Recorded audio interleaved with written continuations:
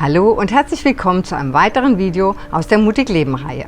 Ich bin Barbara Fischer-Reinecke, psychologische Beraterin und Mentalcoach. Und ich möchte auch heute wieder deine ganz persönliche Ermutigerin sein, indem ich dir Tipps und vielleicht ein paar kleine Tricks mitgebe, durch die du dein Leben positiver, optimistischer, selbstverantwortlicher, glücklicher und somit, wie ich das nenne, mutiger gestalten kannst. Gleich an dieser Stelle auch heute die kleine Bitte, diesem Video einen Daumen nach oben zu schenken, und zwar hier unten, wenn du beim Anschauen den Eindruck hast, dass du irgendetwas für dich und dein Leben mitnehmen kannst aus diesen Dingen, die ich hier sage. Und abonniere auch gerne diesen Kanal, dann verpasst du in Zukunft keines der noch kommenden Videos mehr. Selbstverständlich freue ich mich ganz besonders, wenn du dieses Video teilst, damit auch deine Freunde und Bekannten oder Verwandte von diesen Tipps profitieren können. Auch heute habe ich es nicht viel weiter als bis in meinen eigenen Garten und an meinen eigenen Pool geschafft, um dieses Video zu drehen. Das hat vor allem mit einer gewissen Mobilitätseinschränkung zu tun. Mir ist nämlich vorgestern jemand in meinen ziemlich neuen Roller reingefahren, sodass der jetzt in der Werkstatt ist und ich hier feststecke. Zum Glück saß ich nicht drauf. Es geschah auf einem Parkplatz. Ärgerlich. Einerseits. Andererseits bin ich sehr froh, dass es dort passiert ist und vor allem, dass es beobachtet wurde und ich den Unfallverursacher somit stellen konnte und der nun auch die Kosten übernimmt. Das ist nämlich hier in Bali nicht ganz selbstverständlich. Ich bin also durchaus zufrieden mit dem Vorgang. Das bringt uns auch direkt schon zu unserem heutigen Thema. Denn ich bin sicher nicht die Einzige, die feststellt, dass sehr viele Menschen sehr oft und sehr lange unzufrieden sind. Mit ihrem Leben, mit ihrem Job, mit ihrem Partner oder ihrer Partnerin, mit ihren Kindern oder deren Schulnoten, mit dem Gehalt, mit der Gesellschaft allgemein, mit der Politik, mit Corona ganz besonders, mit dem Wetter, mit ich weiß nicht was allem noch. Einerseits habe ich natürlich, zumal ich ja Coach bin, Verständnis für die Sorgen und Nöte der Menschen. Aber ganz ehrlich, kann man sich nicht auch mal freuen? Kann man nicht auch mal glücklich sein? Kann man nicht auch mal zufrieden sein, so wie es nun mal ist? Mein Eindruck ist, dass dieses Zufriedensein in der sogenannten modernen Welt immer mehr zu einer echten Seltenheit wird. Irgendwie ist es nie genug, auch und gerade wenn es um den eigenen Besitz geht. Es ist einfach nie genug. Entweder ist etwas nicht genug da oder es ist nicht gut genug oder man bekommt nicht genug von dem, was da ist.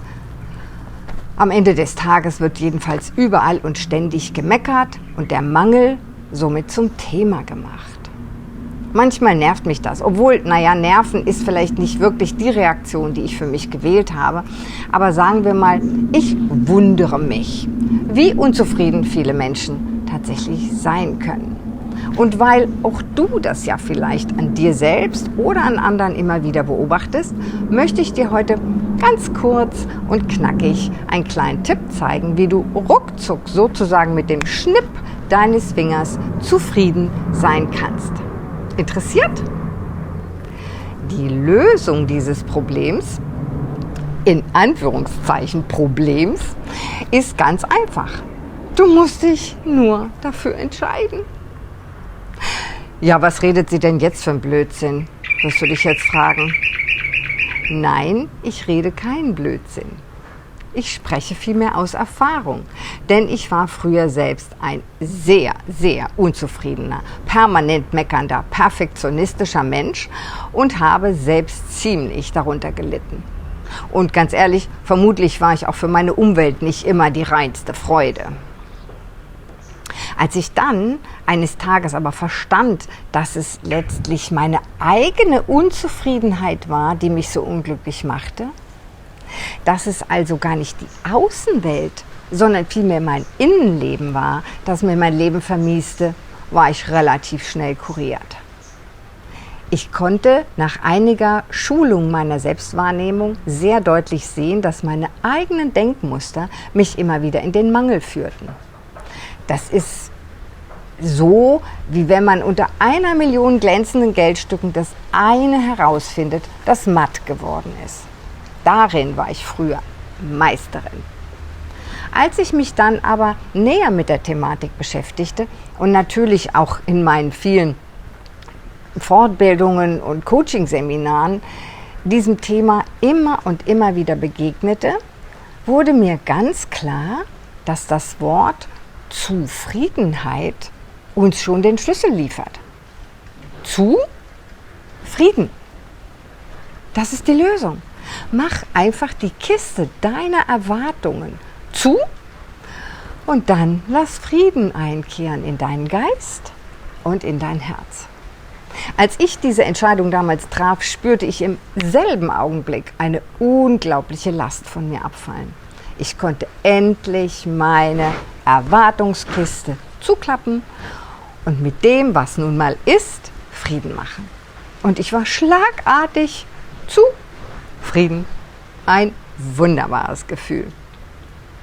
Jetzt denkst du vielleicht, dass wenn ich auf diese Weise zufrieden bin, dass ich keinen Ehrgeiz, keine Ambitionen, keine Sehnsüchte, keine Wünsche und Träume mehr habe. Das ist ein großer Irrtum. Natürlich arbeite ich weiter an mir und an meinem Leben. Natürlich habe ich Ziele, die ich verfolge. Der große Unterschied zu früher ist, dass ich nun jedes Stadium des So-Seins begrüße als Teil der Entwicklung, als Teil des Weges zum Besseren oder zum anderen. Dadurch bin ich viel mehr im Hier und Jetzt und erzähle mir nicht länger diese Geschichte, alles müsste anders, besser, schneller, höher, weiter oder eben schöner sein. Das ist nämlich nicht wahr. Es ist immer alles ganz genau so, wie es sein soll. Und darüber können wir uns freuen und damit können wir zufrieden sein. Denn wenn es anders sein sollte, dann wäre es anders. Ja, dieses Thema der radikalen Annahme dessen, was ist, hat Byron Katie wunderbar in ihrem Werk Lieben, was ist, beschrieben, das du natürlich überall im Internet finden kannst und natürlich auch in Büchern.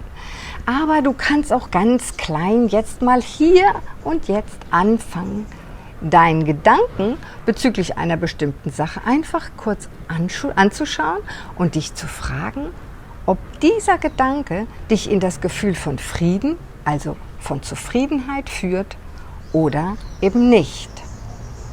Und wenn du dann ganz bewusst die Situation, in der du gerade bist, anschaust und dir sagst, es ist genug, ich tue genug, ich habe genug, ich bin genug, dann wirst du spüren, wie all der Druck von dir abfällt und du lächelnd zufrieden sein kannst.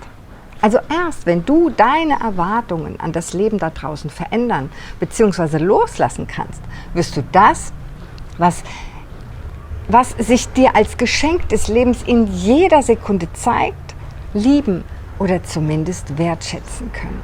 Mach also du deine Kiste, deine Erwartungen an ich weiß nicht an was, möglichst bald zu und genieße den Frieden in deinem Herzen.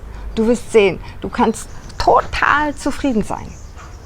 Und ich will jetzt an dieser Stelle hier gar nicht großartig Moralin versprühen, aber ich will dir doch etwas erzählen, was mir aufgefallen ist, seit ich hier so viel in Bali bin. Hier leben die Menschen, insbesondere wieder seit Beginn der Corona-Krise, zum Teil in großer Armut.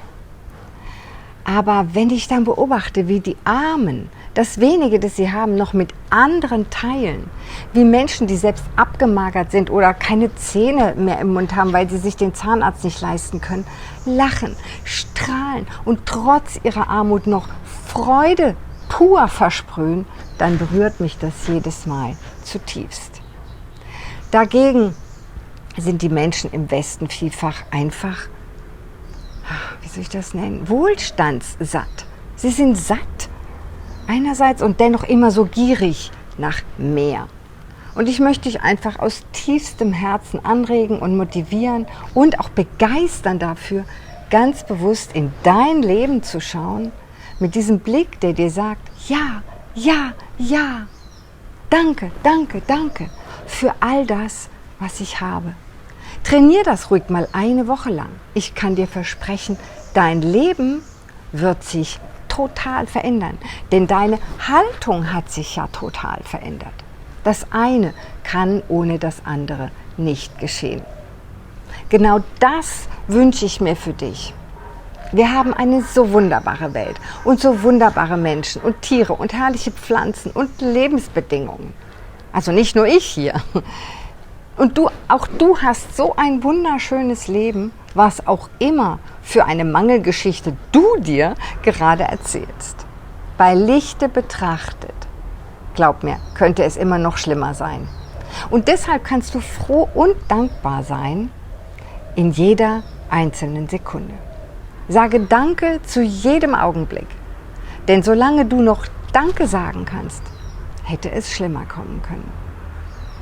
In diesem Sinne, lass es dir bitte gut gehen. Mach dir die Welt ganz bewusst schön. Sieh es mit liebenden Augen, was immer es sei.